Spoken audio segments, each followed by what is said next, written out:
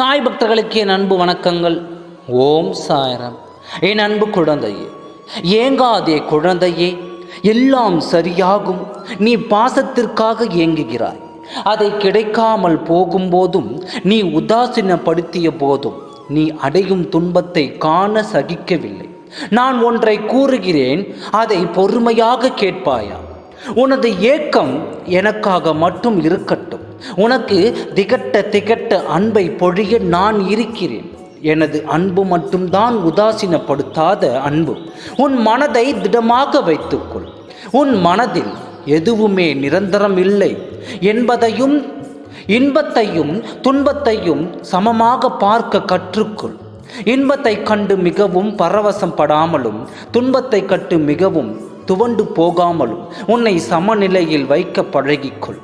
நீ இழந்தது எதுவாக இருந்தாலும் அது ஒரு நாள் உன்னிடம் வந்து சேரும். ஆனால் இதே மனநிலையை அப்படியே இருப்பாய் என்று தான் சொல்வதற்கு இல்லை.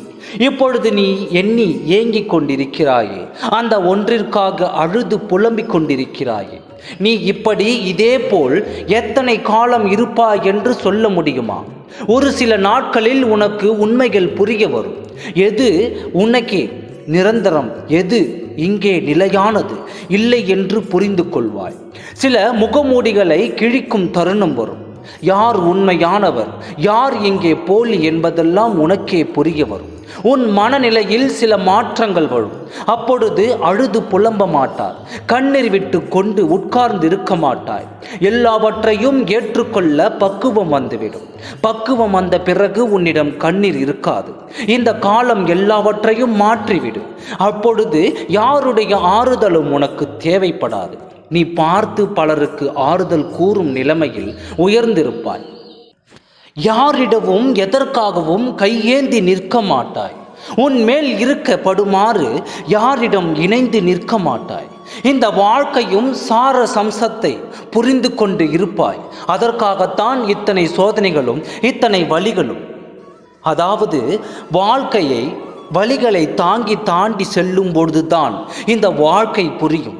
இனி உன் வாழ்க்கையின் மறுபக்கத்தை பார்ப்பாய். அங்கே உனக்கு சோகங்கள் இருக்காது. ஆம் குழந்தையே, வாழ்க்கையில் மறுபக்கங்கள் சோகங்கள் இருக்காது. சோகங்கள் இல்லாத வாழ்க்கையை இன்னும் சில நாட்களிலேயே பார்க்க போகிறாய்.